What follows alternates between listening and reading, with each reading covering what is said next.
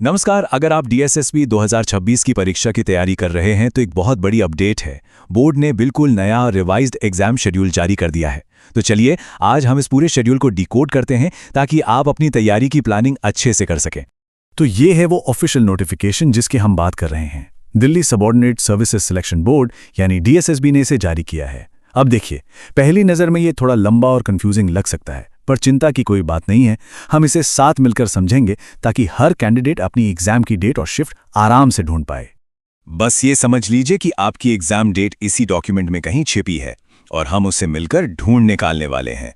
हम बिल्कुल step by step चलेंगे ताकि कोई भी कंफ्यूजन ना रहे। तो तैयार हैं? चलिए शुरू करते हैं। अच्छा, तो आज हम क्या क्या देखने वाले हैं? सबसे पहले तो ये कि इस नए शेड्यूल में खास क्या है, फिर इस टेबल को पढ़ना कैसे है ये समझेंगे। उसके बाद टीचिंग पोस्ट पर खास फोकस रहेगा और हाँ, वो जो एमटीएस का एग्जाम मैराथन है उस पर भी बात करेंगे। और आखिर में कुछ बहुत ज़रूरी इंस्ट्रक्शंस हैं, उन्हें बिल्कुल मिस नहीं करना है। तो चलिए सबसे पहले पॉइंट पर आते हैं। ये जो नया शेड्यूल आया है, इसमें नया क्या है और ये जानना इतना ज़रूरी क्यों है कि ये एक रिवाइज्ड यानी संशोधित शेड्यूल है। समझते हैं इसको। देखिए, नोटिफिकेशन की पहली ही लाइन में एक शब्द है सुपर सेशन। अब इसका मतलब क्या है? सीधा सा मतलब ये है कि ये जो नया शेड्यूल आया है ना, बस यही फाइनल है। इससे पहले 26 दिसंबर 2025 को जो भी शेड्यूल आया था उसे भूल जाइए, वो अब कैंसिल हो चुका है। तो सबसे ज़रूरी बात, एग्जाम डेट्स के लिए सिर्फ और सिर्फ इसी डॉक्यूमेंट पर यकीन करना है।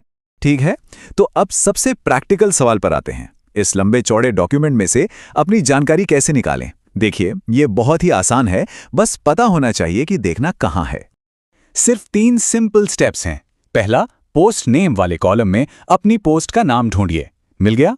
अच्छा, अब दूसरा स्टेप, अपने एप्लीकेशन फॉर्म से पोस्ट कोड और एडवर्टाइजमेंट नंबर मैच कर लीजिए। कंफर्म करना जरूरी है।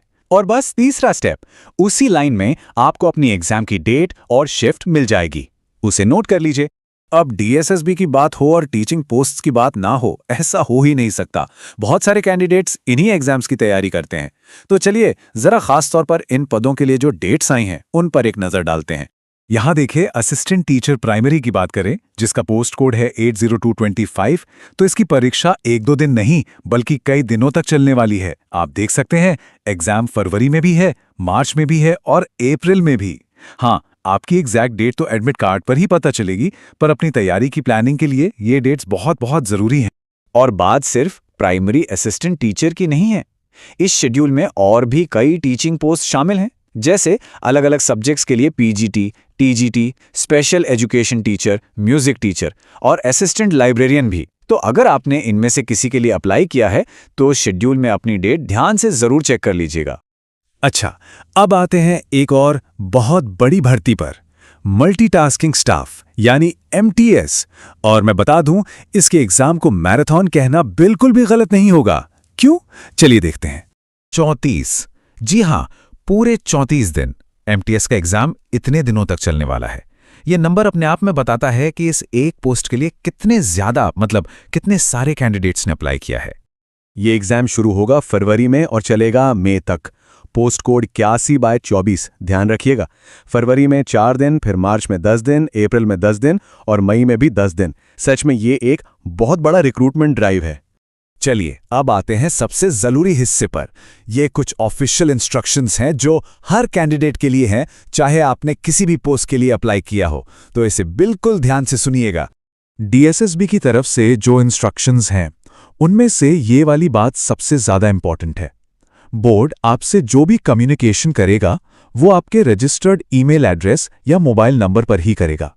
तो प्लीज ये पक्का कर लें कि वो एकदम सही हैं और चल रहे हैं।